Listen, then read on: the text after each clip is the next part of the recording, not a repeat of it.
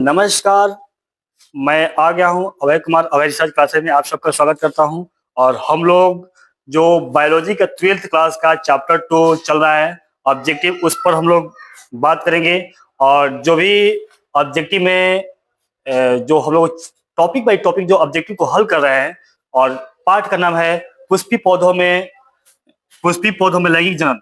और इसको हम लोग बहुत अच्छी से पढ़ रहे हैं और मैं आशा करता हूं कि आप लोग भी बहुत अच्छी से तैयारी कर रहे होंगे। और इस वीडियो को थोड़ा शेयर करिए, लाइक करिए, कमेंट करिए, क्योंकि बहुत ही हम लोग मेहनत से बना रहे हैं और आशा करते हैं कि आप लोग ऐसा करेंगे। ठीक है, देखिए चैप्टर का नाम है, दूसरा टॉपिक है ये, पहला टॉपिक हम लोग पहले ही कर चुके हैं। तो चैप्टर का नाम है sexual reproduction in flowering plants, यानी पुष्पी पौधों में लैंगिक जनन। पुष्पी पौधों में लैंगिक जनन। और टॉपिक हमारा दूसरा है, और इस टॉपिक का नाम है निषेचन पूर्व संरचनाएं एवं घटनाएं। यानी जो निषेचन होता है, निषेचन माने जब नर युग्मक और मादा युग्मक का संलग्न होता है तो इस क्रिया को कहा जाता है निषेचन। इससे पहले जो भी संरचनाएं होती है, जो भी घटनाएं होती है, इस पर हम लोग चर्चा करेंगे। ठीक है, तो चलिए देर न करते हुए हम लोग आते हैं अपना पहला क्वेश्चन पे। पहला क्वेश्चन कहता है कि परागकण की बाह्य चोल किसका बना होता है। जो परागकण होता है ना, उसका जो बाहरी चोल होता है, बाहरी जो परत होती है, किसका बनी होती है। तो देखिए ये हमारा है परागकण, ये परागकण का कटा हुआ भाग है। ये परागकण का जो ये परागकण का है, ये परागकण बहुत माने जो बड़ा माने जो भरा हुआ परागकण होता है उसका फिगर है, ये कटा हुआ है। तो देख लेते हैं, इसके बाद चर्चा करते हैं। देखिए हम लोग देखते हैं ना कि पराग जो कण होते हैं ना, ये लाभदायक भी होते हैं, हानिकारक भी होते हैं। और यही कारण है कि जब हम लोग जो घास होता है, घास पर जब हम लौटते हैं तो हमें चुनचुनाता है, यानी बहुत ही खुजली होने लगती है। इसका क्या कारण है, देखिए जाहिर सी बात है। देखिए यहाँ पर क्या नुकीला नुकीला बहुत से का इसमें बाहर की जो परतें होती है ना, बहुत सिखाती है, इसे नुकीली होती है, बहुत नुकीली रचनाएं पाई जाती है। और यही रचनाएं, जो संरचनाएं होती है, जब हमारे त्वचा पर पड़ती है तो वो चुभता है और हमें चुनचुनाना स्टार्ट करता है और कहते हैं हमको खुजली होने लगा। तो ये क्या है, परागकण है। और परागकण पे आते हैं, यहाँ कटा हुआ भाग देते हैं। देखिए ये परागकण है, ये जो भाग है, ये जो छिद्र है, इसको कहते हैं जनन छिद्र। क्या कहते हैं, जनन छिद्र। ठीक है, इसके जो केंद्रक होता है, ये क्या है, ये एक परागकण में दो केंद्रक होते हैं। एक परागकण में दो केंद्रक होते हैं। पहला होता है जनन केंद्रक, दूसरा होता है कायिक केंद्रक। पहला होता है जनन, दूसरा होता है कायिक। ये होता है बाहरी, जो नुकीला भाग है, ये क्या है, बाहरी चोल है। और ये क्या है, एक अंदर का चोल है, यानी अंदर का परत है। ठीक है, तो जो बाहरी जो परत होती है ना, ये बनती है किससे, स्पोरोपोलेनिन से, स्पोरोपोलेनिन से ना, स्पोरोपोलेनिन। ठीक है, और ये जो बाह्य परत होती है, इसमें भरा होता है वसा, वसा और स्टार्च। ठीक है, वसा और स्टार्च का ही होता है स्पोरोपोलेनिन। ठीक है, तो हमारा सही आंसर क्या हो जाएगा, हमारा सही आंसर हो जाएगा सी। सही आंसर क्या होगा, C sporopollenin. Sporopollenin is right answer. Sporopollenin is right answer.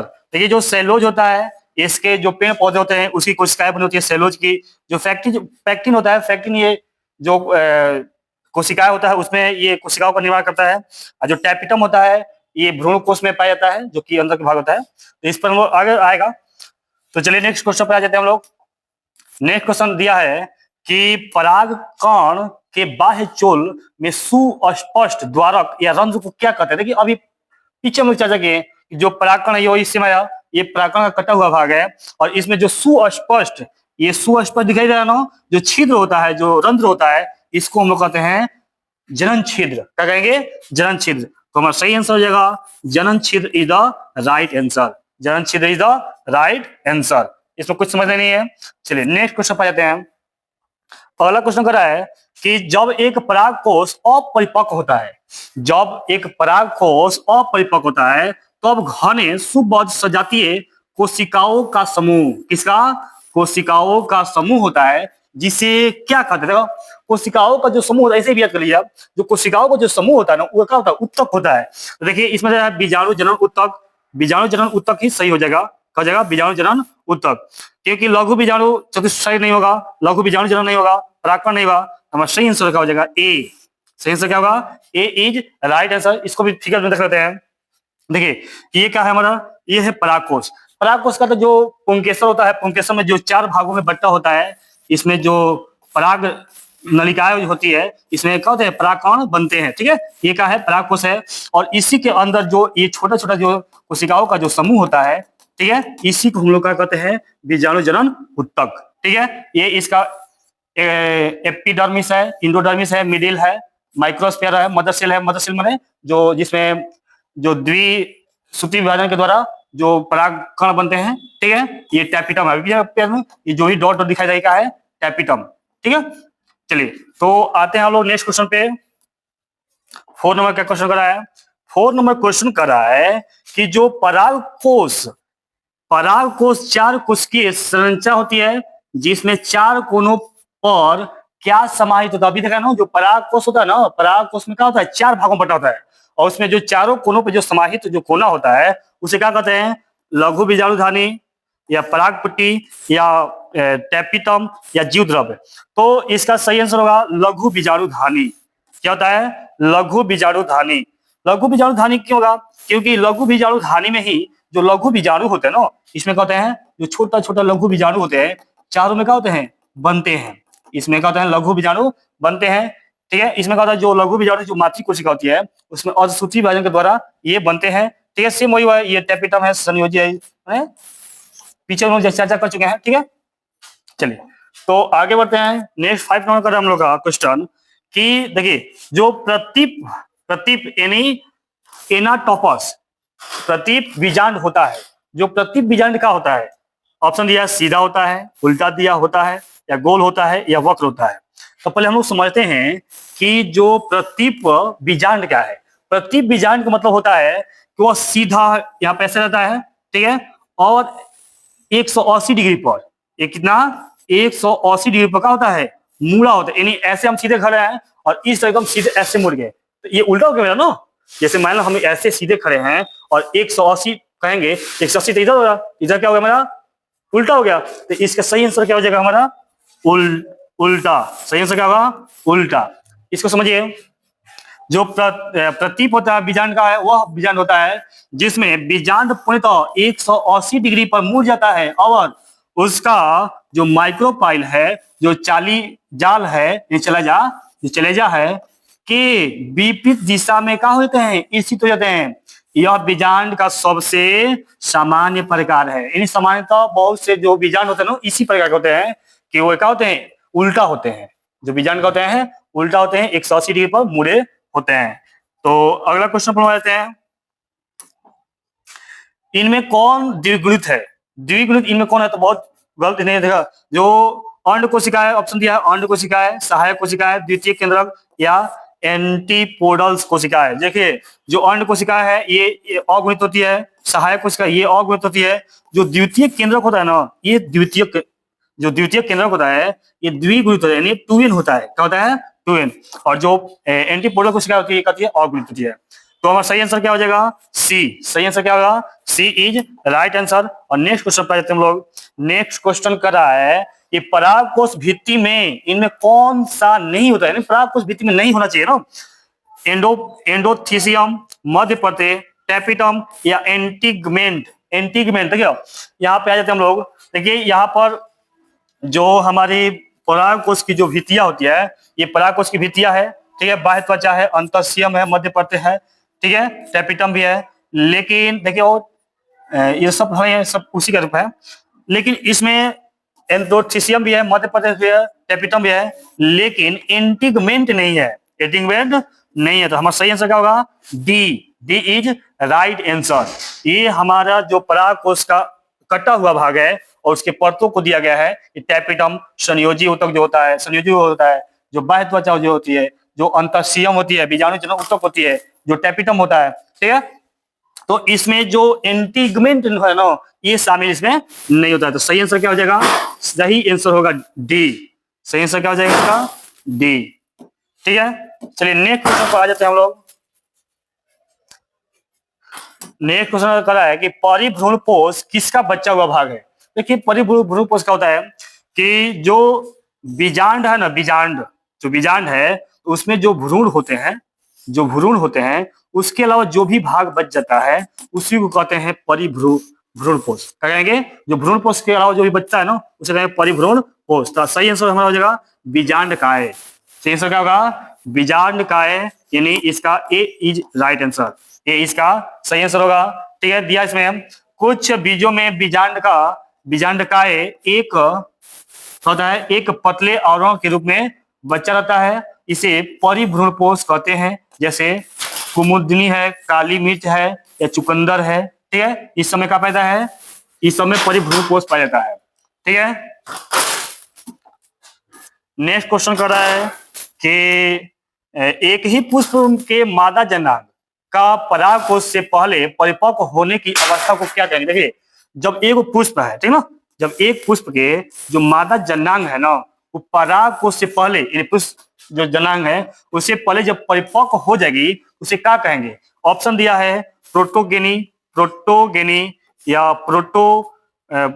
प्रोटाडर्डी या हेट्रोगेमी या ऑटोगेमी। देखिए, इसका सही आंसर होगा ए। सही आंसर क्या होगा, ए। जब एक पुष्प में मादा जननांग और पुरुष जनांग दोनों है, मतलब कि वर्तिकाग्र और जो परागकोश दोनों है, लेकिन इसमें जो मादा जनांग पहले परिपक्व हो जाएगा तो इसे कहेंगे प्रोटोगैनी। क्या कहेंगे, प्रोटोगैनी। और वही जब जो परागकोश जब परिपक्व पहले हो जाएगा तो उसे कहेंगे हेटेरोगेमी। क्या कहेंगे, हेटेरोगेमी। तो हमारा इसमें पूछ रहा है मादा का, सही आंसर होगा ए। सही आंसर क्या होगा, ए इज राइट आंसर। चलिए अगला क्वेश्चन पे आ जाते हैं। अगला क्वेश्चन कह रहा है कि यदि किसी परागकोश में 4 स्पोरोजीनस कोशिकाएं हो तो परागकण की संख्या कितनी होगी। देखिए, मान लेते हैं ये जो एक का है, ये हमारे पर एक स्पोरोजीनस है ना, यहाँ पर स्पोरोजीनस कितने हैं, एक है। जब एक स्पोरोजीनस में जब समसूत्री और सूत्री विभाजन होता है तो ये 2 भागों में बढ़ जाता है, और ये जब 2 भागों में बढ़ जाते हैं, ये भी 2 भागों में बढ़ जाएंगे। देखिए, यहाँ पर एक आया, यहाँ पर एक आया, यहाँ पर एक आया, यहाँ पर आया। कहने का मेरा ये मतलब ये है कि जब एक जो स्पोरोजीनस है वे कितने कोशिकाओं को उत्पन्न करता है, 4। कितना पूछ रहा है, 4 का पूछ रहा है। तो 4 कितना उत्पन्न करेगा, 4 उत्पन्न, 4 गुणे 4 यानी 4 का 16 हो जाएगा। हमारा सही आंसर क्या हो जाएगा, 16 कोशिकाओं को ये क्या करता है, उत्पन्न करता है, क्योंकि एक जो स्पोरोजीनस होता है वे 4 कोशिकाओं को उत्पन्न करता है। तो सही आंसर क्या होगा, सी इज राइट आंसर, यानी 16 इसका सही आंसर होगा। ठीक है, और इस तरह से हम लोग फिगर से भी समझ सकते हैं कि जो एक स्पोरोजीनस होते हैं वे 4 कोशिका को जन्म देते हैं, और परागकण में जो इसको परागकण समझ सकते हैं। ठीक है, जो मातृ कोशिकाएं होती है ना, जो लघु बीजाणु मातृ कोशिका होती है, उसमें पहले क्या होता है, पहले असूत्री विभाजन होता है, फिर समसूत्री विभाजन होता है, और उसके बाद एक जो मातृ कोशिका होती है वे 4 परागकण को जन्म देती है। इस तरह से जब 4 होता है तो 4 गुणे 4 यानी 4 को 16 इज राइट आंसर। ठीक है, चलिए नेक्स्ट क्वेश्चन पर जाते हैं। अगला यह है कि किसी परागकण में गुणसूत्र, बहुत जाहिर सी बात है, परागकण में क्या होता है, एन होते हैं, अगुणित होते हैं। परागकण क्या होते हैं, अगुणित होते हैं। परागकण हमेशा अगुणित होते हैं। परागकण ही नहीं, जितना भी युग्मक होते हैं, नर युग्मक के परागकण तक है, शुक्राणु है, अंडाणु है, अंडकोशिका, ये सब क्या होते हैं, अगुणित होते हैं। हमारा राइट आंसर हो जाएगा सी।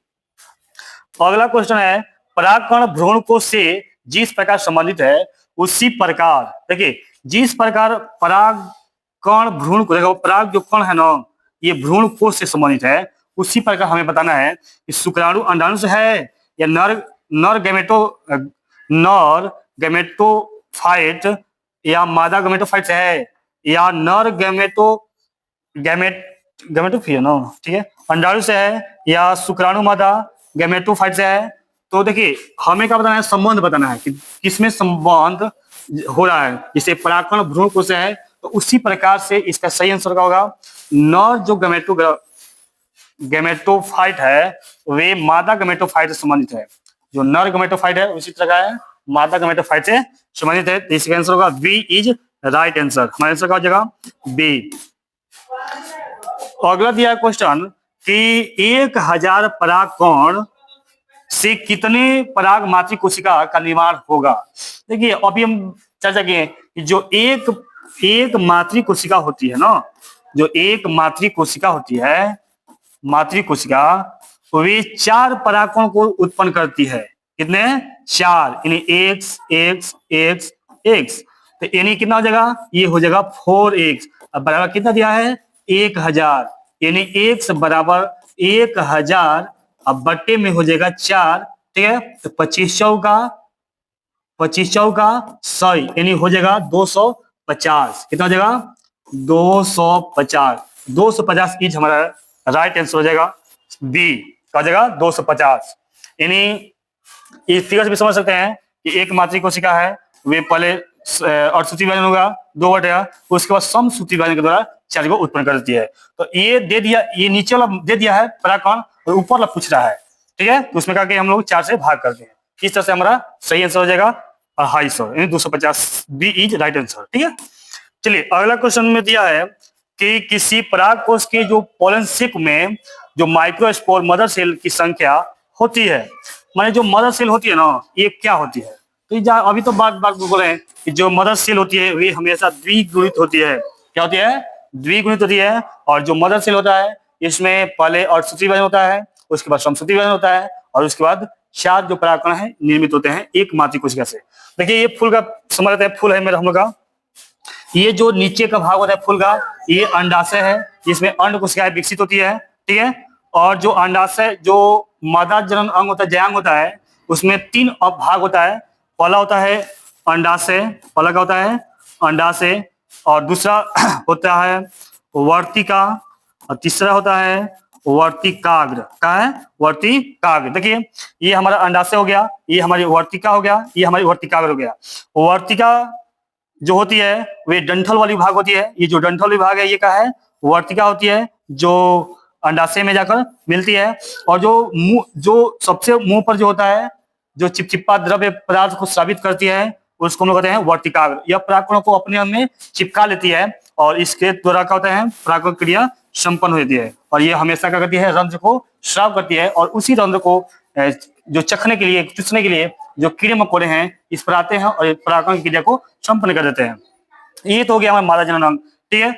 उसके बाद जो पुंकेसर होता है, पुंकेसर के भी 3 भाग होते हैं। पहला होता है, ये खुला भी नहीं है ना, यहाँ पर हैं।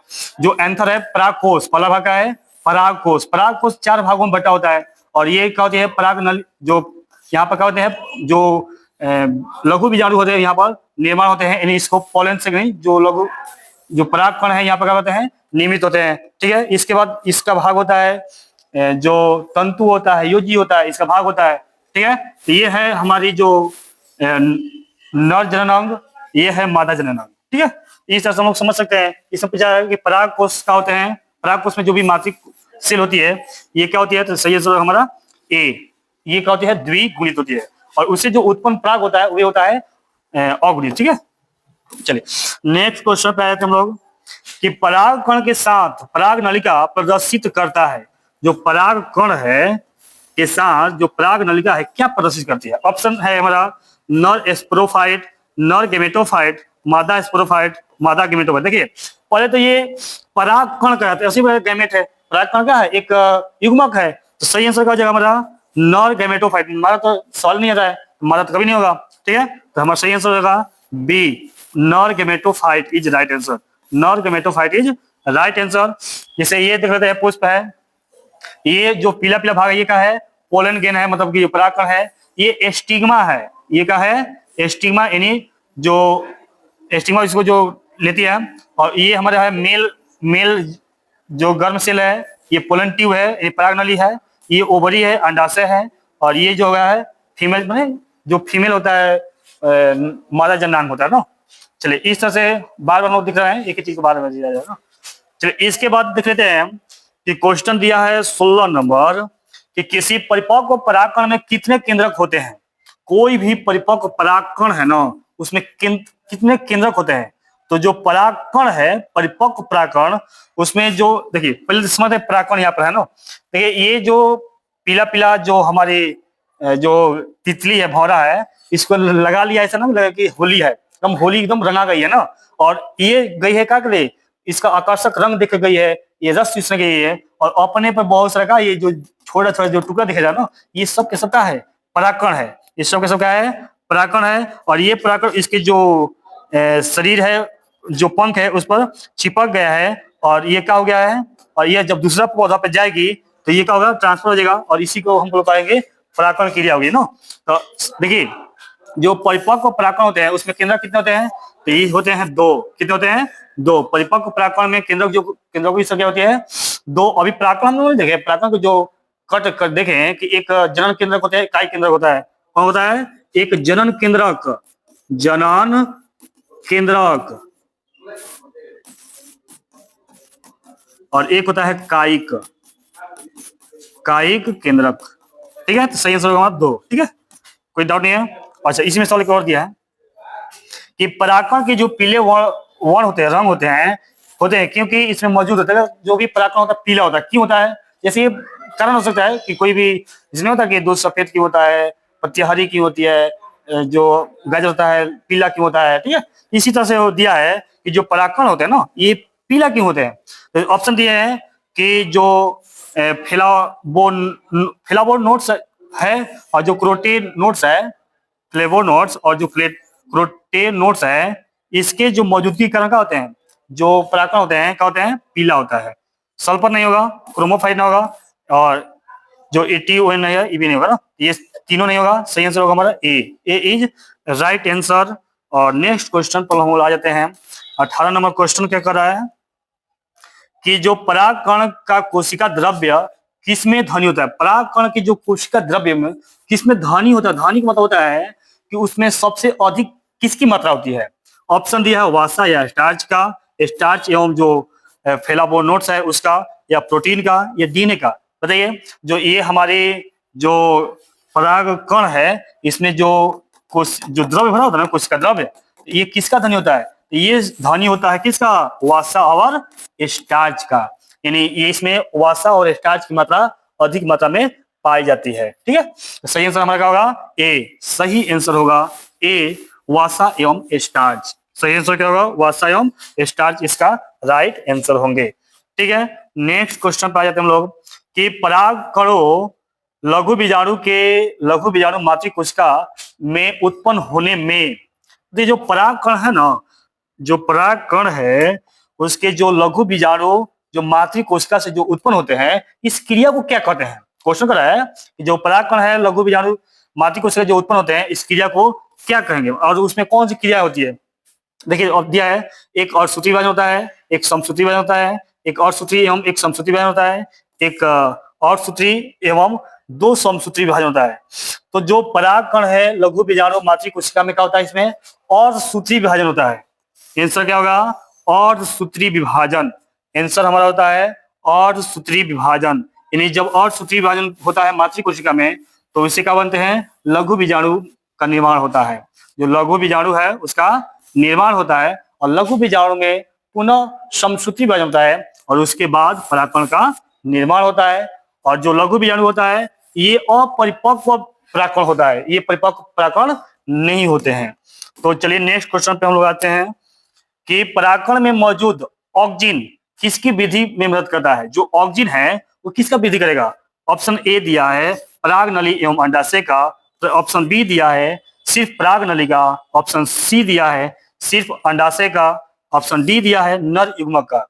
तो देखिए ये हमारी जो परागकण है, ठीक है, परागकण है, इसमें जो ऑक्जिन है, ऑक्जिन किसकी सहायता करती है, किसकी बढ़ाती है। तो हमारा सही आंसर होगा जो पराग नली है ना, जो पराग नली है और जो अंडाशय है उसके विकास में ये बहुत ही सहायक होता है। पराग नली के विकास कब होता है? देखिए पराग नली का विकास कब होता है? तो जब भी जो परागकण है ना, जब परागकण है जब वर्तिकाग्र पे, कहा वर्तिकाग्र पे आकर चिपक जाते हैं, और वर्तिकाग्र में जो भी जो जल होता है उसको क्या करते हैं? अवशोषित करते हैं। और जब जल अवशोषित करेंगे परागकण, तो क्या होंगे? पराग नली, जो पराग नली है उसका विकास होगा, और वही पराग नली धीरे धीरे वर्तिका से होते हुए जो अंडाशय है ओवरी, वहां प्रवेश करती है, और वहां जाकर जो मातृ जो कहते हैं जो अंड मातृ कोशिका होती है, नहीं सॉरी, जो अंड कोशिका होती है, अंड कोशिका उससे संलग्न करती है और निषेचन क्रिया संपन्न होती है। तो इस तरह से हमारा आंसर होगा ए, पराग नली एवं अंडाशय। पराग नली एवं अंडाशय के विकास में ऑक्जिन मदद करता है, सहायता करता है। क्वेश्चन 21 नंबर का है कि परागण का परागकोश से निर्माण एवं विभेदन को क्या कहते हैं। जो परागण है, परागकोश का निर्माण एवं विभेदन फूटना को क्या कहेंगे। ऑप्शन दिया है मेगा स्पोरोजेनेसिस, ऑप्शन बी दिया है माइक्रोस्पोरोजेनेसिस, ऑप्शन सी दिया है एस्पर्मोक्यूनेसिस दिया है, या द्विनिषेचन दिया है। देखिए, तो जो परागण है, परागण में जो परागकोश से का निर्माण होता है और जो फूटता है, इस क्रिया को हम लोग कहते हैं माइक्रोस्पोरोजेनेसिस। माइक्रोस्पोरोजेनेसिस। परागण क्या है? परागण एक ऐसी क्रिया है जिसमें परागकोश से परागकण निकलकर मादा के वर्तिकाग्र तक पहुंचते हैं, स्वयं या किसी माध्यम से पहुंचते हैं, उसे कहते हैं परागण। और परागण दो प्रकार होते हैं। पहला होता है पहला क्या होता है? स्वपरागण, और पहला होता है दूसरा होता है पर परागण। ठीक है, चलिए अगला क्वेश्चन में देख लेते हैं कि किसी द्वितीयक परागकोश में होता है, कोई भी द्वितीयक परागकोश होता है, उसमें क्या होता है? तो ऑप्शन दिया है 4 माइक्रोस्पोरोजेनिया होता है, या 3 माइक्रोस्पोरोजेनिया होता है, या 2 होता है, या 1 होता है। देखिए, जो भी परागकोश जो द्वितीयक है, उसके परागकोश में कितने हैं? 4 माइक्रोस्पोरोजेनियस होता है, 4 माइक्रोस्पोरोजेनिया होता है। ठीक है, तो हमारा सही आंसर हो जाएगा ए इज राइट आंसर। ये सही आंसर क्या होगा? ए। सही आंसर क्या हो जाएगा हमारा? ए इज राइट आंसर। और 23 में दिया है कि किसमें परागकण का निर्माण, जो परागकण है उसका निर्माण कहाँ होता है? परागकोश में होता है। तो ए इसका राइट आंसर होगा। जो वर्तिकाग्र है, तंतु, तो कभी नहीं हुआ। तो परागकण का निर्माण क्या होता है? जो परागकण का निर्माण होता है वो होता है परागकोश में। जो वर्तिकाग्र है, ये मादा जननांग में जो परागकण है उसको ग्रहण करने वाली एक अंग है ना, जो तंतु है उसको जो लेकर जाता है। अब भ्रूणपोष तो द्विनिषेचन के बाद उत्पन्न होता है भ्रूणपोष। ठीक है, चलिए अगला क्वेश्चन दे दिया है कि परागकण होता है। परागकण क्या होता है? पीछे भी सदा था, परागकण ये अगुणित होते हैं, यानी परागकण क्या होते हैं? एन होते हैं ना, अगुणित होते हैं। चलिए आगे कहते हैं, एक अर्धसूत्री कोशिका विभाजन से किस प्रकार के नर युग्मक बनते हैं? जब एक अर्धसूत्री कोशिका विभाजन होता है तो उसे कितने नर युग्मक बनते हैं? तो इससे बनते हैं 4। क्या बनते हैं? जो एक बार जो अर्धसूत्री विभाजन कोशिका विभाजन होगा ना, तो जो युग्मकों की युग्मक कहते हैं, जो नर युग्मक जो बनेगा वो बनेंगे 4। फुल इज राइट आंसर ना। ठीक है, कहाँ दिया हम? चलिए इसका अगला क्वेश्चन हम लगा देते हैं कि निम्नलिखित में से कौन निषेचन के लिए आवश्यक है? अब ये निषेचन ही पाठ है, निषेचन के पहले घटनाएं सब है। निषेचन में कौन सा है? क्रोला है, नहीं होगा। कैलिक्स है, नहीं होगा। देखिए, ये परिपक्व जो ओल है, जो अंडाशय है, इसका जरूरी है। जो परिपक्व ओल है ये का है, बहुत ही जरूरी है। किसके लिए? निषेचन के लिए। जब ओल परिपक्व नहीं होगा ना, तो निषेचन क्रिया हो ही नहीं सकती है। और जो फल है ये तो निषेचन की बात की क्रिया है। ठीक है, फल तो निषेचन के बाद होगा ना। जो एम्ब्रायोसेक है, यानी परागकोश है, भ्रूण कोश के प्रवेश करते समय पराग नलिका में होते हैं। जब भ्रूण कोश में जब पराग नलिका में जब प्रवेश करते हैं ना, तो उसमें क्या होते हैं? 2 नर युग्मक होते हैं, 2 केंद्रक होते हैं, 2 नर केंद्रक होते हैं, या 4 केंद्रक होते हैं, नर केंद्रक होते हैं, या 3 नर केंद्रक होते हैं। तो इसमें देखिए हमारा सही आंसर होगा बी। सही आंसर क्या होगा? बी। इसमें 2 नर केंद्रक होते हैं। इसमें 2 नर केंद्रक होते हैं। क्यों होते हैं? क्योंकि जो भी पराग होता है ना, पराग में 2 केंद्रक होता है। एक होता है जनन केंद्रक, एक होता है कायिक केंद्रक, और दोनों का है ये नर केंद्रक होता है ना, नर जनन केंद्रक ना। सही आंसर होगा हमारा बी। अगला दिया है कि जो स्पोरोजेनेसिस कहते हैं, स्पोरोजेनेसिस किसे कहते हैं? स्पोरोजेनेसिस किसे कहते हैं? बीजाणु के विकास एवं निर्माण को, जो बीजाणु होते हैं उसके विकास और निर्माण को। बी दिया ऑप्शन कि मिटोस्पोर्स के उत्पादन को। ऑप्शन सी दिया है मैसोस्पोर्स के उत्पादन को, या डी दिया है युग्मनज एवं भ्रूण के निर्माण को। तो देखिए, जो स्पोरोजेनेसिस है, इधर जाओ, जो स्पोरोजेनेसिस है ये इसको किसको कहेंगे? तो जब बीजाणु के विकास एवं जब निर्माण होता है ना, इसी को हम लोग कहते हैं स्पोरोजेनेसिस। तो हमारा सही आंसर क्या होगा? A is right answer. A is right answer. ठीक है, तो ए हमारा क्या हो जाएगा? सही आंसर हो जाएगा। और नेक्स्ट क्वेश्चन पर हम लोग आ जाते हैं। दिया है कि कौन सा डिप्लॉयड है, डिप्लॉयड है, इसमें से कौन सा डिप्लॉयड है? डिप्लॉयड में द्विगुणित है। तो पराग को तो अभी चर्चा किए, तो पराग को तो एक अगुणित होता है, एक जो अंड होता है वो भी एक होता है, जो मेगा स्पोर होता है वो भी एक होता है, जो एमसीसी है, एमसीसी का मतलब होता है जो मेगा स्पोर मदर सेल जो होती है, मेगा स्पोर मदर सेल मतलब होता है कि जो लघु बीजाणु मातृ कोशिका, जो लघु बीजाणु मातृ कोशिका होती है, तो वे क्या होती है? वे ट्विन होती है, द्विगुणित होती है। तो सही आंसर होगा डी। सही आंसर क्या हो जाएगा? D is right answer. D is right answer. चलिए अगला दिया अंडाशय के अंदर, अंडाशय के अंदर अंदर का उत्तक भाग ओवुल्स के साथ जुड़ा होता है, कहलाता है। देखिए फ्यूनिकल होते हैं, या होलियम होते हैं, या प्लेसेंटा होता है, या चलेजा होता है। देखिए ये हमारे अंडाशय है, ठीक है, और ये नीचे वाला जो है ये अंडाशय है। वही पूछा प्रश्न कि जो अंडाशय के जो अंदर, अंडाशय का जो अंदर भाग है, जो उत्तक में जो होता है, ये जुड़ा होता है, उसे क्या कहते हैं? तो फ्यूनिक तो कभी नहीं होगा, फ्यूनिक तो कभी नहीं होगा। हीलियम हीलियम भी नहीं होता है, क्योंकि हीलियम ये आते हैं जो धब्बा जैसे रचना होती है, उसको कहते हैं। तो सही हमारा आंसर होगा प्लेसेंटा। क्या होता है? Placenta. Placenta is right answer, ठीक है। प्लेसेंटा का इसका सी, इसका सही आंसर होगा प्लेसेंटा। ये जो जो जीवों में भी प्लेसेंटा पाया जाता है, और जिसके द्वारा बच्चे जो होते हैं अपने माँ के गर्भ में, जो ऊर्जा होती है, जो खान पान होता है, उसको ग्रहण करता है प्लेसेंटा के द्वारा। तो पेड़ पौधा में भी होता है, अंडाशय के अंदर एक उत्तक होता है अंडाशय में, और ये क्या होता है? जुड़ा होता है, उसको कहते हैं हम लोग प्लेसेंटा। क्या कहेंगे इसको? प्लेसेंटा, ठीक है। चलिए ये क्वेश्चन हम लोग आ गया। क्वेश्चन कर रहा है कि जो भी क्वेश्चन क्या कर रहा है कि जो माइक्रोप्लाई किस में पैदा है? जो माइक्रोपाइल है ना, ये किस में पैदा है? ओल में, सीड्स में, ए या बी, दोनों में, या फल में? देखिए हम यहाँ पर फिगर दे दिए हैं। देखिए ये हमारा क्या है? ये हमारा सीड्स है, सीड मतलब जो बीज है, बीज है। ये हमारी ओवल है ना। और देखिए इसमें जो माइक्रोपाइल है ना, ये कहाँ पैदा है?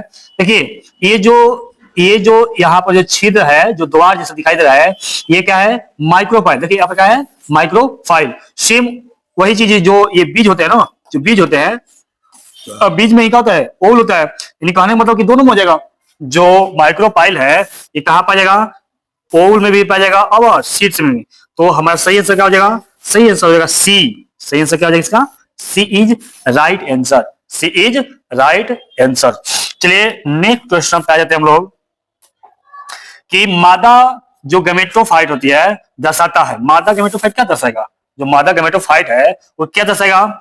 ओल को, जो एम्ब्रायोसेक है इसको, या मेगा स्पोर मदर सेल को, या मेगा जो स्पोरोफिल है उसको। तो पीछे हम लोग जो पढ़े थे कि जो नर गैमेटोफाइट है वो किसको दर्शाता था? तो नर जनन अंग को दर्शाता, नर जनन में माने जो कोशिकाएं होती है उसको दर्शाता था। देखिए पहले समझते हैं, इसके बाद क्वेश्चन आ जाएंगे। ये हमारी जो ये क्या है? ये भ्रूणकोश है, ठीक है। ये क्या है? भ्रूणकोश है। और इस यहाँ पर ये प्रतिपेशांत कोशिकाएं हैं, प्रतिपेशांत कोशिकाएं। ये ध्रुवीय केंद्रक है। ये क्या है? ध्रुवीय केंद्रक है। और इसी के नीचे होता है, क्या होता है? द्वितीय केंद्रक। द्वितीय केंद्रक वही द्वितीय केंद्रक है जो नर युग्मक से संलग्न होकर भ्रूणकोश बनाता है, ठीक है। और ये क्या है? ओल है, अंडा है, ठीक है। और इसकी जो यह प्रकार है सहायक कोशिकाएं हैं, ठीक है। उसके बाद तंतुरूप समुच्चय है ना। तो जो इसका अगला सेम वही देता है, अगला फिगर दिया है कि जो ये बिंदु बिंदु का है सब मैंने अलग किया, जो सेम वही है, सहायक कोशिका, अंड है, द्वितीय केंद्र का है, ठीक है। तो मादा गैमेटोफाइट किसको दर्शाता है? तो जो मादा गैमेटोफाइट है ये दर्शाएगा हमारा इम्ब्रायोसेक। इम्ब्रायोसेक मतलब हो गया भ्रूण कोष। किसको? भ्रूण कोष। तो ये हम लोग जो फिगर था ये किसका था? भ्रूण कोष का। तो जो मादा गैमेटोफाइट किसको दर्शाता है? भ्रूण कोष को। तो सही आंसर हो जाएगा हमारा B. B is right answer. चलिए अगला क्वेश्चन में फिर फिगर वही है, ठीक है। अगला है निषेचन के समय किसी प्रारूपिक द्विबीजपत्र के मादा गैमेटोफाइट होते हैं। अब देखो जो निषेचन के समय जो द्विबीजपत्री होते हैं ना, उसमें जो मादा गैमेटोफाइट होते हैं उसमें कितने केंद्रक होते हैं, कितने कोशिका होते हैं? तो इसका सही आंसर इसे ये होगा। क्यों? क्योंकि 8 कोशिकीय होता है, 8 केंद्रकीय होता है और 7 कोशिकीय होता है। सही आंसर होगा A is right answer. Figure में भी समझ सकते हैं कि जो इसका जो 8 केंद्रक है, यहाँ पर 3 रहता है, यहाँ पे 2 रहते हैं, इस यहाँ पर 1 है और यहाँ पे 1 है ना, तो यहाँ पर 2 कितना हो गया, सॉरी कोशिका हो गया ना, 2 2 4 3 7, इस 7 का होगा कोशिका हो गया, और 8 इसके केंद्रक हो जाते हैं। इसे मिलाएंगे, यहाँ पर देखो, यहाँ पे 4 होते हैं, यहाँ पे 4 को, इसमें भी मैंने जब इसको अलग अलग करते हैं तो हमें मालूम चलता है। तो सही आंसर क्या इसका हो जाएगा, सही आंसर होगा ए, 8 केंद्रकीय एवं 7 कोशिकीय। सही आंसर होगा 8 केंद्रकीय एवं 7 कोशिकीय इज राइट आंसर हो जाएंगे। नेक्स्ट क्वेश्चन पे आ जाते हैं हम लोग। एक गुणित कोशिका जो समसूत्री विभाजन के द्वारा भ्रूण कोश बनाता है कहलाता है। जो एक गुणित कोशिका होती है ना, समसूत्री विभाजन के द्वारा जो भ्रूण कोश जो एम्ब्रायो सेक बनाता है वो क्या कहलाएगा, megaspore mother cell, microspore mother cell, या फंक्शनल मेगा स्पोर, या नॉन फंक्शनल मेगा स्पोर। देखिए जो मेगा स्पोर मदर सेल जो होती है ना, जो मेगा स्पोर मदर सेल होती है, ये लघु बीजाणु का निर्माण करती है।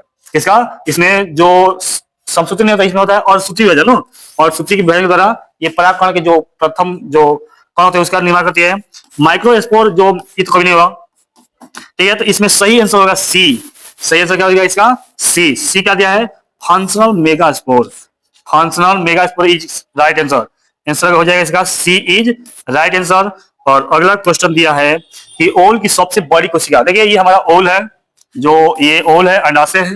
देखिए ये ओल है, ये शुक्राणु है, यानी ये अंडाणु है, ये शुक्राणु है। आप समझे ना कि जो शरीर की जो सबसे बड़ी कोशिका है वो होती है कुछ अंडाणु, और जो शुक्राणु होता है बहुत ही महीन धागे, तो उससे सब बहुत छोटा होता है ना, और इसे काटा गया है। तो जो जो ओल होता है इसकी जो सबसे बड़ी कोशिका है ना वो होती है मध्य कोशिका। क्या होती है, मध्य कोशिका। तो सही आंसर होगा सी। सही आंसर क्या होगा, सी इज राइट आंसर। यानी ओल की सबसे बड़ी जो कोशिका होती है वो होती है मध्य कोशिका।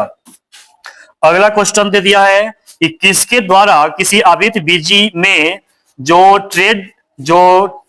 टेट्रेड के चारों माइक्रोस्पोर ढका होता है। जो टेट्रेड होता है उसके जो माइक्रोस्पोर है किससे ढका होता है, तो ऑप्शन दिया है सेलोज से, स्पोरोपोलेन से, या पैक्टो से, या कैलोज से। देखिए तो इसका फिगर समझ लेते हैं।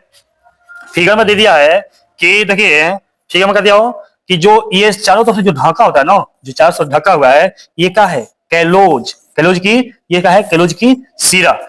जो सबसे ऊपर है ये हाइलम है, ये फनिकल है, ये बीजांड द्वार होता है, ये बीजांड सीरा होता है, ये मध्य आवरण होता है, ये अंत आवरण होता है, ये बीजांडकाय होता है, ये भ्रूणकोश होता है। इसको लाइन बाय लाइन क्या किया गया है, बांटा गया है, और जो चारों तरफ से इसको घेरा है इसको कहते हैं क्या, कैलोज। हमारा सही आंसर होगा डी। सही आंसर क्या जाएंगे, D is right answer. D का होगा सही आंसर। क्वेश्चन दिया है 38 नंबर कि किसी आवृत्त बीजी एक बीजपत्री नर गेमेटोफाइट में होते हैं। ऑप्शन दिया है ए माइक्रोस्पोरियम, या न्यूसेल्सियस में, या माइक्रोस्पोर में, या स्टेमेन में। तो सही आंसर होगा इसका सी। सही आंसर क्या हो जाएगा, C is right answer. Microspore is right answer. Microspore का जाएंगे इसके राइट आंसर हो जाएंगे। तो आगे की क्वेश्चन में हम लोग आ जाते हैं। आगे क्वेश्चन करा है कि जो पोलन कीट होता है वो रासायनिक रूप से किसका बना होता है। जो पोलन कीट बने जिसमें जो परागकण है उसको रखा जाता है, वे किसका बना होता है। ऑप्शन दिया है प्रोटीन से बना होता है, या लिपिड एवं जो क्रोटेलोइड से उससे बना होता है, या कार्बोहाइड्रेट एवं क्रोटेलोइड से बना होता है, या स्पोरोपोलेनिन का बना होता है। इसका सही आंसर होगा बी। होगा बी इज राइट आंसर, क्योंकि ये क्या होते हैं, ये लिपिड और जो क्रोटोनोइड है इसका बने होते हैं। ठीक है, तो राइट आंसर होगा, राइट आंसर हो जाएगा हमारा बी। ठीक है, राइट आंसर हो जाएगा बी। अगला क्वेश्चन पे हम लोग आ जाते हैं। चलिए अगला यह है कि किसी परागकण का बाहरी स्तर निम्नलिखित में से किस प्रतिरोधी पदार्थ का बना होता है। जो कोई भी परागकण है उसका जो बाहरी स्तर है, जो एग्जाइट ना, जो बाहरी स्तर होता है वो किसका बना होता है, टेनिन का, पैक्टोसेलुलोज का, या स्पोरोपोलेनिन का, या लिग्निन का। तो देखिए जो हमारा परागकण होता है, परागकण के जो बाहरी परत होते हैं ये बने होते हैं पैक्टोसेलुलोज का। किसका बने होते हैं, पैक्टोसेलुलोज। ठीक है, और जो स्पोरोजेनी होता है, अंदर का बना होता है, ठीक है। चलिए नेक्स्ट क्वेश्चन पे हम लोग आते हैं। 41 नंबर का है, किसी ओल में इम्ब्रायोसेक माइक्रोफाइल और जो फेनिकल यदि एक सीधी रेखा में हो तो इसे क्या कहेंगे। देखिए जब देखिए यहाँ पे आएगा, जब कोई भी ओल है, अंडाशय है, उसमें जो माइक्रोसेक यानी जो भ्रूण कोश है और जो माइक्रोफाइल है या फ्यूनिकल है, जब एक सीधी रेखा में नहीं, एक जब सीधी रेखा में जब आ जाती है, इसको क्या कहते हैं, इसको कहते हैं ऑर्थोटोपस। ऑर्थोटोपस इज दिया है, हमारा ए आंसर हो जाएगा ना, ऑर्थोटोपस इज राइट आंसर, ठीक है। ऑर्थोटोपस इज राइट आंसर। देखिए ये न्यूसेल्स है, फ्यूनिक है, ठीक है, और जो ये ब्रायोसेक है, ये क्या होते हैं, एक सीधी लाइन में जाते हैं और इसी को ओवरी ओल को कहेंगे ऑर्थोटोपस, ठीक है। तो हमारा अगला क्वेश्चन क्या है, अगला क्वेश्चन क्या है कि यदि यदि जो ओल मुड़ा हुआ हो तथा भ्रूणकोश घोड़े के नालीनुमा हो तो इसे क्या कहेंगे। यानी जो ओल है मुड़ा हुआ हो और जो भ्रूणकोश है घोड़े की तरह नाल की तरह मुड़ा हुआ हो, उसे क्या कहेंगे। देखिए यहाँ पे ओल है मुड़ा हुआ है, ठीक है, ये क्या है, ओवल का है, मुड़ा हुआ है, फर्स्ट मुड़ा हुआ है, और जो इसका जो भ्रूणकोश है नाल की तरह, नाल है ना, ऐसे नाल की तरह हो, इसे क्या कहेंगे। देखिए इसमें क्या दिया है, जो इसमें होगा एम्फिटोपस, इसका क्या हो जाएगा हमारा एम्फिट्रोपस। एम्फिट्रोपस इज राइट आंसर, ठीक है। और जो ये तो क्या था, ये उल्टा था या सीधे एक लाइन में था, इसको कहते हैं ऑर्थोटोपस, ठीक है। अगला क्वेश्चन दे दिया है कि किसी आवृत बीजी के भ्रूण पोषक कोशिका में गुणसूत्र होते हैं। किसी भी आवृत बीजी के जो भ्रूण पोषक होते हैं ना, भ्रूण पोषक, उस कोशिका में गुणसूत्र कितने होते हैं, तो ये होते हैं त्रिगुणित। क्या होते हैं, त्रिगुणित। ये जो भ्रूण पोषक होता है इसमें क्या होता है, इसमें जो द्वितीय केंद्रक होता है, द्वितीय केंद्रक और जो पराग कण होते हैं, उसमें से जो नर युग्मक निकलते हैं उससे निकलता है, तो क्या हो जाता है, जो द्वितीय केंद्रक उसमें 2n होता है और जो नर युग्मक निकलता है उससे n निकलता है, ये हो जाता है 3n, ठीक है। देखा होता है त्रिगुणित होता है ना, ठीक है। अगला क्वेश्चन दे दिया है कि 100 परागकण बनने के लिए कितने सूत्री विभाजन की आवश्यकता होती है।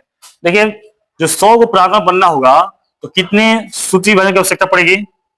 100 को बनने के लिए क्या करना पड़ेगा, देखिए तो पहले तो यहाँ पे 100 आइए में बनता है 4 गो, तो 25 चौका 100, यानी हमारा सही आंसर हो जाएगा 25, तो सही आंसर का 25 इज राइट आंसर हो जाएंगे। अगला क्वेश्चन कर रहा है, इसी में है, बीजांड के बीजांडकाय में पाई जाने वाली रचना जो स्पोरोफाइट की अवस्था है उसे क्या कहते हैं। देखिए ऑप्शन दे दिया है, गुरु बीजाणु मातृकोशिका, गुरु बीजाणु मातृकोशिका या लघु बीजाणु मातृकोशिका या सहायक कोशिका या इनमें से कोई नहीं। तो जो बीजांड के बीजांडकाय में पाई जाने वाली जो रचना होती है, जो स्पोरोफाइट की अवस्था में होती है, उसे क्या कहेंगे, उसे कहेंगे गुरु बीजाणु मातृकोशिका। गुरु बीजाणु मातृकोशिका इसका राइट आंसर होगा, ठीक है, ए। चलिए अगला क्वेश्चन दे दिया है, सामान्यतः एक परिपक्व निषेचित बीजांड में n 2n तथा 3n स्थिति मिलता है क्रम से। देखिए हमें मिलाना है कि पहला में n गुणित हो चाहिए, दूसरा में द्विगुणित, तीसरा में त्रिगुणित हो चाहिए। देखिए ऑप्शन देखते हैं, भ्रूण पोष, तो भ्रूण पोष तो 3n होता है, बीजांड का है, अब पहले तो यही गलती होगा कि पहले हमें n चाहिए, पहला तो ऑप्शन तो गलत हो गया ना। दूसरा क्या है, अंड, अंड भी n होता है, ठीक है। जो एंटीपोडल होती है, एंटीपोडल जो होती है ये क्या होती है, ये भी इन होती है, और जो भ्रूणपोष होता है ये होता है 3n होता है, तो ये भी हमारा सही नहीं होगा। अगला है अध्यावरण या जो अंड होता है, लास्ट में इन आ गया, ये भी गलत हो गया, ठीक है। तो पहला होता है एन होता है, बीजांड का 2n होता है और भ्रूणपोष होता है 3n होता है। सही आंसर हो जाएगा हमारा डी। 47 नंबर का सही आंसर होता है डी, ठीक है। और अगला क्वेश्चन है कि ऑर्थोटोपस बीजांड में बीजांड द्वार तथा निभाग होते हैं। जो ऑर्थोटोपस ना, ऑर्थोटोपस जो बीजांड होता है, ओल होता है, उसमें बीजांड द्वार और निभाग होता है। ऑप्शन दिया है, ए बीजांड वृत्त से तिरछा होता है, बीजांड वृत्त के 90 डिग्री होते हैं, या बीजांड वृत्त के सीधा और रेखा पर। तो सही आंसर होगा बीजांड वृत्त के सीधा रेखा पर होते हैं। फिर वही फिगर होगा, बीजांड का फिगर का हुआ वही हुआ, निभाग है, ये ध्रुवीय केंद्रक है, ठीक है, ये बीजांड का है ना। इस तरह से क्या होते हैं, ये सीधा होते हैं, इसी को हम लोग कहते हैं ऑर्थोट्रोपस बीजांड। ठीक है, चलिए नेक्स्ट क्वेश्चन पे आ जाते हैं हम लोग कि बीजांड में अर्धसूत्री विभाजन होता है। बीजांड में अर्धसूत्री विभाजन होता है बीजांडाए में, गुरु बीजाणु मातृ कोशिका में, या गुरु बीजाणु में, या आर्किड। तो जो बीजांड होता है इसमें अर्धसूत्री विभाजन किस में होता है? तो गुरु बीजाणु मातृ कोशिका में होता है। गुरु बीजाणु मातृ कोशिका से ही क्या बनते हैं? गुरु बीजाणु बनते हैं। क्या बनते हैं? गुरु बीजाणु बनते हैं। ठीक है, और एक जो मातृ कोशिका होती है वे 4 गुरु बीजाणु का निर्माण करती है। चलिए अगला क्वेश्चन दिया है, परागकणों में विशेषकर कौन सा विटामिन नहीं होता है? तो जो परागकण होता है पीछे में पढ़ते हैं परागकण का लाभ, तो परागकण में विटामिन ए बी पाया जाता है, ए पाया जाता है, डी पाया जाता है, लेकिन के नहीं पाया जाता है। तो हम सही आंसर क्या हो जाएगा? डी आंसर, यानी विटामिन के अनुपस्थित होता है। सही आंसर होगा क्या होगा? डी। चलिए अगला क्वेश्चन दिया है कि बीज के उस अंकुरण को जिससे बीजपत्र भूमि से ऊपर जाता है क्या कहते हैं? बीज के ऊपर जो अंकुरण होते हैं जिसके बीज पत्र से जो भूमि से क्या होते हैं ऊपर निकलता है उसको क्या कहते हैं? देखिए ये हमारा बीज है, ठीक है, ये धीरे धीरे अंकुरित हो रहा है, कुछ भाग इसका ऊपर जा रहा है, कुछ भाग मिट्टी के नीचे जा रहा है। ठीक है, तो वही का जो भूमि के ऊपर उठता है, ये जो भूमि के ऊपर उठा है इसको क्या कहते हैं? तो इसको अधोभूमिक या भूमियोपीड़िक या सजीव प्रजक या इनमें से कोई नहीं। तो सही आंसर होगा इसका सही आंसर क्या होगा? भूमप्यूरिक होगा, भूमिप्यूरिक। भूमिप्यूरिक की राइट आंसर, क्योंकि ये क्या होता है भूमि से जो ऊपर निकलता है ना उसे भूमिप्यूरिक कहते हैं। ठीक है, चलिए सजीव प्रजक जो बच्चे को जन्म देता है अधोप्रजक में जो बीच बीच में ना। चलिए अगला क्वेश्चन की ओर आ गए हम लोग कि बीजांड के वृंत को क्या कहते हैं? जो बीजांड के जो वृंत होते हैं ना उसको क्या कहेंगे? फ्यूनिकल कहेंगे, या फिनिकल कहेंगे, या करेंटिकल कहेंगे, या न्यूसेंस कहेंगे, या जो पेडिसिल होता है पेडिसिल को कहेंगे। देखिए ये हमारा क्या है? ये हमारा बीजांड है। ठीक है, बीजांड के ये जो सबसे ऊपर ये होता है रेफी होता है, उसके बाद जो प्रति ध्रुवीय कोशिका होती है, और इसमें जो डॉट यहाँ पर होता है ये क्या है? ये हाइलम होती है, और इसके जो अंदर छोटी छोटी जो रचनाएं होती है ये अंड कोशिकाएं हैं। ये क्या है? अंड कोशिकाएं हैं।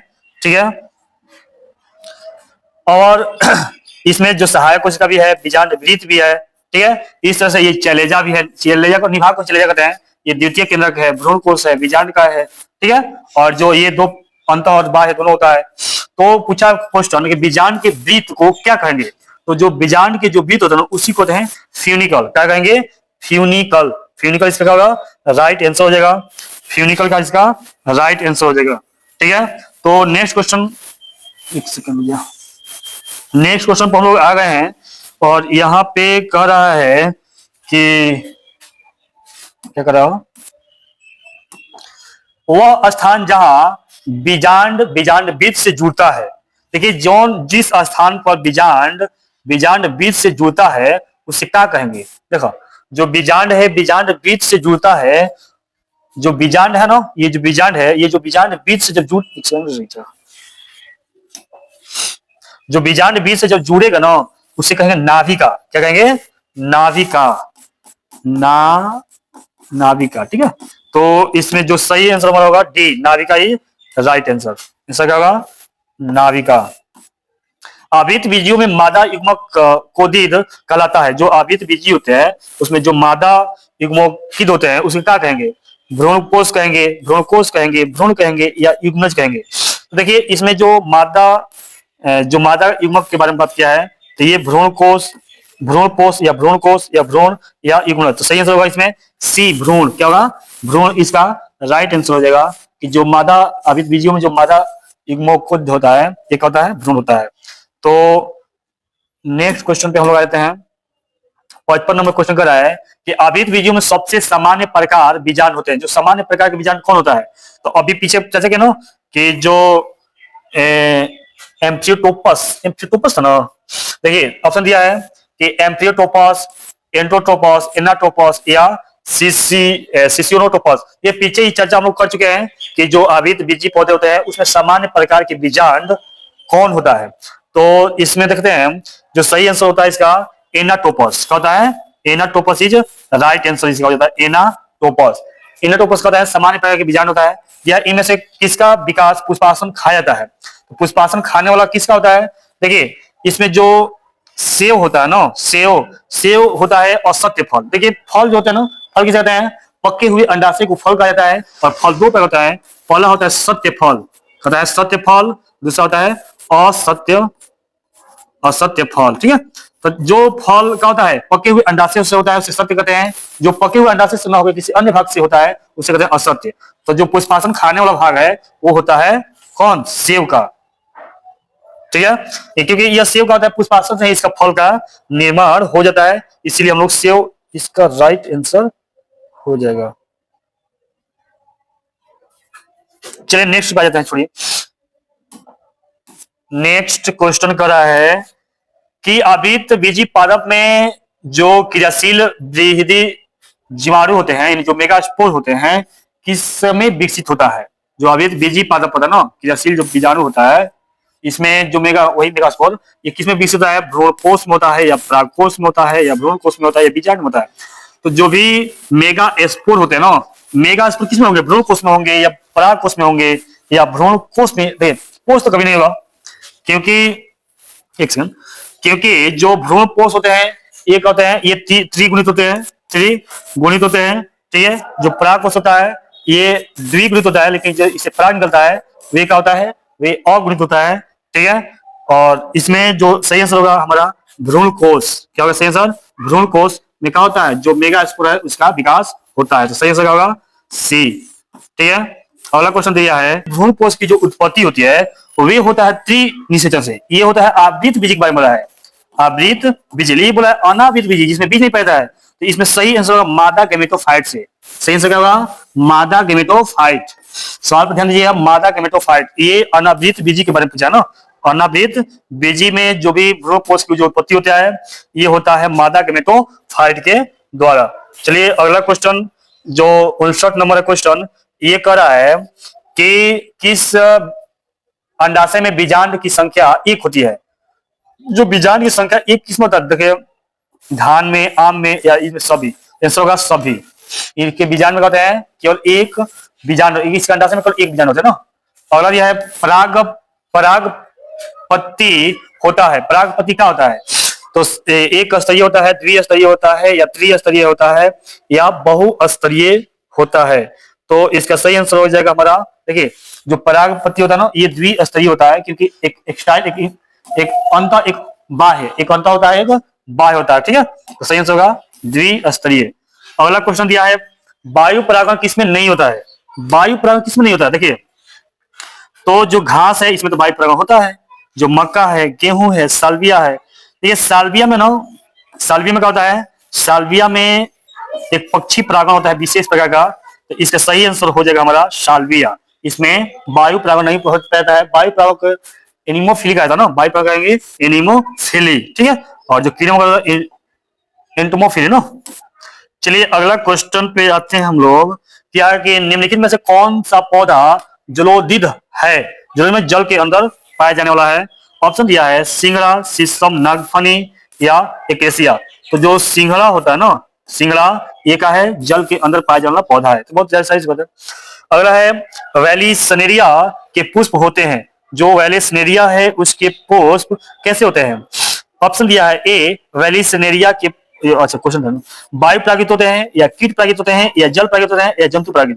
देखिए जो वायु परागित होता है उसको कहते हैं एनिमोफिली, और जो कीट द्वारा होते हैं एंटोमोफिली, और जो जल होते हैं उसे हाइड्रोफिली, जो जंतु होते हैं उसे कहते हैं एनिमलफिली ना, एनिमोफिली। तो इसका सही आंसर होगा जल परागित, यानी जल, हाइड्रोफिली इज राइट आंसर। जो वेलिसनेरिया है इसमें जो पुष्पों में जो परागण होते हैं ये हाइड्रोफिली के द्वारा होते हैं। ठीक है, नेक्स्ट क्वेश्चन पे आ जाते हैं हम लोग।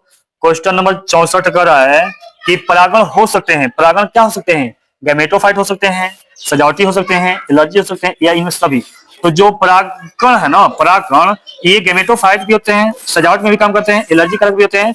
यानी सही आंसर हो जाएगा डी। सही आंसर होगा इसका डी, इनमें सभी हमारा हो जाएगा, आंसर हो जाएगा कि जो परागण होते हैं ये क्या होते हैं, गैमेटोफाइट भी होते हैं, सजावटी में भी काम करते हैं और एलर्जी भी करते हैं ना। चलिए 65 नंबर दिया है कि गुरु बीजाणु मातृ कोशिका से क्या बनता है। जो गुरु बीजाणु मातृ कोशिका है उसे क्या बनेगा, गुरु बीजाणु धानी बनेगा या चलेजा बनेगा या गुरु बीजाणु बनेगा या लघु बीजाणु बनेंगे। तो जो 65 नंबर सवाल कर रहा है ना, इसका सही आंसर होगा गुरु बीजाणु। क्या बनेंगे, गुरु बीजाणु। जो गुरु बीजाणु जो मातृ कोशिका, पीछे भी कटना बचा जाएगी, गुरु बीजाणु मातृ की जो कोशिका होती है उसमें और सूत्री विभाजन होता है, और उसके बाद ये क्या होते हैं ग्रुप बीजाणु का निर्माण करते हैं और इसमें समसूत्री बन होता है। उसके बाद 4 परागकण का निर्माण होता है। और क्वेश्चन नंबर अगला दिया है कि पुष्पीय पौधों में नए युग्मक का निर्माण किसके विभाजन से होता है? तो जो पुष्पीय पौधों में जो नए युग्मक का निर्माण किसके वजह से होता है? ऑप्शन दिया है कायिक कोशिका, लघु जीवाणु या जनन कोशिका या लघु बीजाणु मातृ कोशिका से।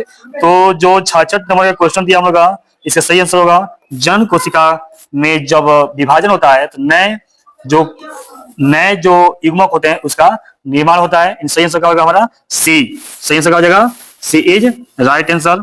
और अगला क्वेश्चन लास्ट है इस टॉपिक का, और क्वेश्चन कर रहा है कि निम्नलिखित में किस समूह में अगुणित पादप शरीर होता है? यानी आवृत बीजी में अगुणित रहता है या अनावृत में या टेरिडोफाइट में या ब्रायोफाइटा में।